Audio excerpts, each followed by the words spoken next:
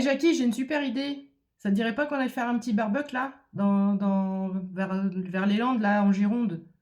Oui, bah au milieu des pins. Bah, t'as bien 9 potes avec qui on peut faire un barbecue. On se trouve 9 coins. Voilà, avec un peu de chance, tes 9 potes ils fument. Hop, un mégot, un petit mégot, un petit barbecue, des petites étincelles. Et hop, c'est parti, roule ma poule. Ça, c'est ce qu'on vous dit, c'est ce qu'on vous fait croire, ok? Je prends la parole parce que j'en peux plus, je suis extrêmement énervée, mais vraiment énervée. Donc, si tu me connais depuis 4 ou 5 ans maintenant, tu sais que quand je suis énervée, je suis extrêmement vulgaire, donc je vais essayer de rester polie. Euh, voilà. Donc, déjà, pour commencer, si tu crois que ce qui se passe au niveau de la météo est naturel, excuse-moi, tu es complètement stupide. Pendant qu'il y en a qui sont sous les flammes, sous les feux, il y en a qui sont en train de subir des grêlons gros comme des pommes, où on est obligé de sortir les chasses-neige, etc. Oui, j'ai fourché, c'est pas drôle du tout. Donc la météo se détraque complètement à force de jouer avec. On n'a plus la maîtrise de ce qui se passe. Donc ça, déjà, sache-le, imprègne-le, tout ce qui se passe au niveau météorologique, canicule et compagnie, c'est volontaire. Pourquoi il y a eu autant de canicules? Eh bien, pour en arriver à ces incendies, à ces feux de forêt. Pourquoi? Alors, j'ai lu plein d'atrocités, plein de bêtises. Y en a qui disent, à tous les complotistes qui disent qu'il y a un projet derrière tout ça, ils sont en train de dire qu'ils ne vont pas s'installer là, puisqu'il y a un projet photovoltaïque de la part, je crois, d'Engie et je ne sais plus quelle autre entreprise, parce que c'est trop dangereux. Alors, excuse-moi, mais ça, c'est une aberration. C'est trop dangereux de quoi? Puisque tout a cramé, il n'y a plus rien. Il n'y a plus rien. Donc voilà, sachez qu'il y a au moins 3 gros points stratégiques, Fontainebleau là et puis je sais plus où, partout où ça brûle, c'est qu'il y a un projet derrière. Ensuite, les aberrations du système. J'ai vu un pompier qui devait rester calme, donc je m'énerve aussi un petit peu à sa place et pour lui, en parlant de cette connerie de double carburant dans les nouveaux véhicules avec l'AdiBlue, là, je sais pas trop quoi, qui est un dépollueur ou je sais pas quoi. Mais pourquoi on n'est pas resté à l'essence et au gasoil comme avant? Basta. Parce qu'il expliquait que comme il y a des normes anti-pollution, etc., et que ces véhicules-là ne passent pas outre les normes de pollution, etc., les camions, alors je ne vais pas te répéter exactement tout ce qu'il a dit, mais en gros, ça les emmerde. Voilà. Les camions ne peuvent pas entrer sur certains sites ou doivent rester plus longtemps à l'extérieur, etc. C'est une aberration. Les camions de pompiers ne doivent pas avoir ce genre de soucis. C'est improbable. Donc voilà, ça c'est déjà un premier truc. Ensuite, j'ai l'impression de vivre le film La Septième Compagnie, mais en version dramatique, pas en version comique, tu vois. Quel est le con qui a donné cette directive? En France, je crois, j'ai regardé vite fait, je ne sais plus les chiffres exacts, nous avons 12 Canadair, si je dis pas de bêtises. Et il y a une tête pensante qui doit être payée suffisamment lourdement pour prendre une décision et dire, bon, juillet-août, période de canicule, hein, chef, est-ce que ça serait pas plus judicieux de mettre les 5 ou 7 Canadair en maintenance en début d'année, genre premier trimestre, là, même s'il faut 5 mois, bah, de janvier à mai par exemple. L'autre y réfléchit. Non, non, non, il n'y a pas trop de risques. Non, non, bah juillet-août, ouais, il y aura peut-être la canicule, c'est là où on en a le plus besoin. Mais bon, si, vas-y, fout-les en maintenance là en juillet-août. Excuse-moi, mais si c'est pas volontaire, quelle personne peut être aussi stupide pour mettre 5 à 7 Canadair, soi-disant en maintenance? Donc, est-ce qu'ils sont réellement en maintenance ou est-ce qu'en fait on n'en a que 2 ou 3? Voilà. Les agriculteurs, force à vous. Non, j'ai oublié un truc. Les pompiers qui se sont fait quand même caillasser par les CRS parce qu'ils demandaient plus de moyens.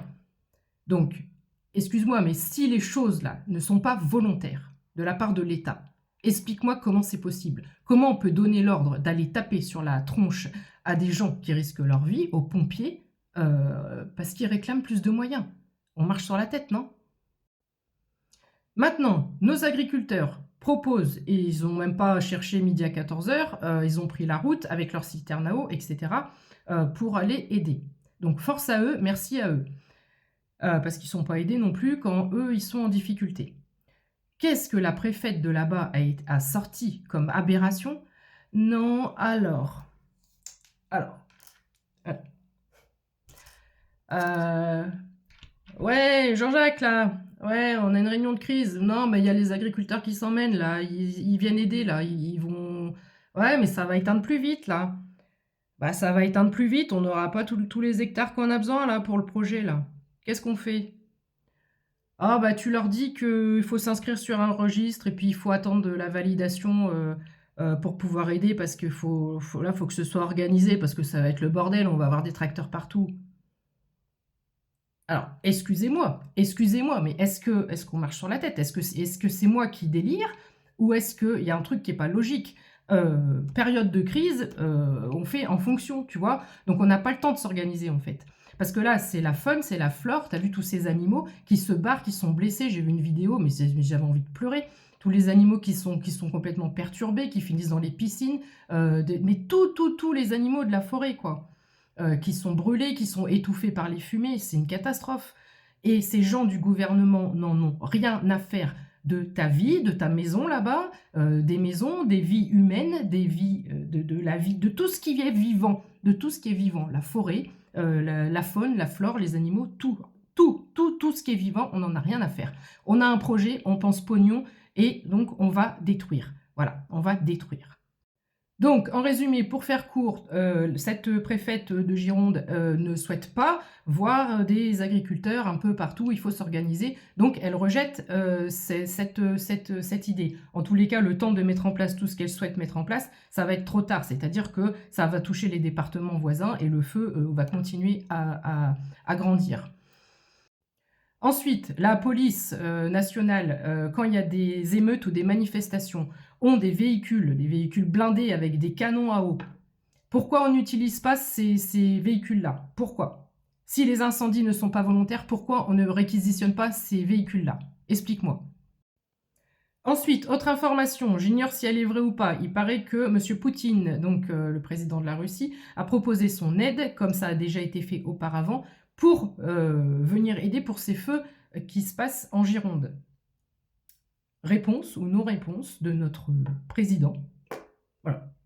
Bah non, oh non, bien surtout pas, on n'a pas encore assez d'hectares là.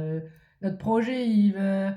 Voilà. Et il a dit quoi, lui, il y a quelques années, qu'il était en mission et que il était en train, en gros, de remanier tout ça et que tant que les choses n'étaient pas détruites, elles étaient difficilement... bref, en gros, on peut pas faire comme on veut parce qu'il n'y a pas assez de choses qui sont détruites. Ok.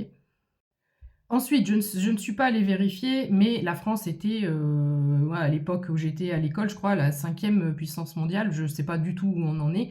Donc là, oui, je mets un bémol sur ce que je dis, à vérifier. Mais on fait quand même partie des pays les plus développés, des pays, même si on est endetté, des pays qui sont censés avoir les moyens. On a déjà eu des périodes comme ça, des périodes de canicule, etc. Si tout ça n'est pas intentionnel et volontaire, pourquoi on n'anticipe pas? Et pourquoi nous n'avons pas plus de moyens par rapport à ça? Pourquoi? Alors tu vas me dire, ça coûte cher, ça coûte des millions, etc. Écoute, tu vois, sur un billet de 500, le billet de 500, on y met la valeur 500 dessus. Mais ce bout de papier, quelle que soit la valeur que tu mets dessus, ce bout de papier, il coûte même pas quelques centimes à fabriquer. D'accord? Donc demain, tu fais marcher la planche à billets. En fait, on vous mène comme ça. On vous mène comme ça. Demain, tu fais marcher la planche à billets et tu distribues l'argent à tout le monde. Ça ne coûte rien. On attribue une valeur à l'argent. Voilà, on met 500 balles sur un billet qui coûte 1 centime, même pas, de centimes, 5 centimes de fabrication. On vous mène à la baguette. Voilà. On vous mène par le bout du nez. On vous fait croire n'importe quoi. Là, pendant ce temps-là, ils sont en train de préparer les nouveaux billets européens. Tu vois, c'est ça leur souci, leur intérêt premier. Et enfin, donc, le président réclame de l'argent pour rétablir la forêt de Fontainebleau. Donc, c'est-à-dire qu'on va faire certainement pareil pour les autres forêts. Et puis, de fait, tu vas avoir une augmentation de taxes. Des taxes, toujours des taxes. Voilà. Et c'est toi qui vas payer. Et enfin, pour terminer, parce que j'ai plus que 30 secondes, à ton avis, au jour d'aujourd'hui, où vont tes impôts? Est-ce que tu vois quelque chose dans le pays qui s'améliore? On n'a plus d'hôpitaux, on n'a plus de médecins, on n'a plus de moyens, il n'y a rien, il n'y a rien. Je n'ai pas le temps de citer tous les domaines, on n'a plus rien. Donc pose-toi la question. Voilà. Moi, demain, s'il y a une révolution à faire, plus personne paye ses impôts, plus personne travaille, faites grève, il va falloir agir parce que là, ça craint.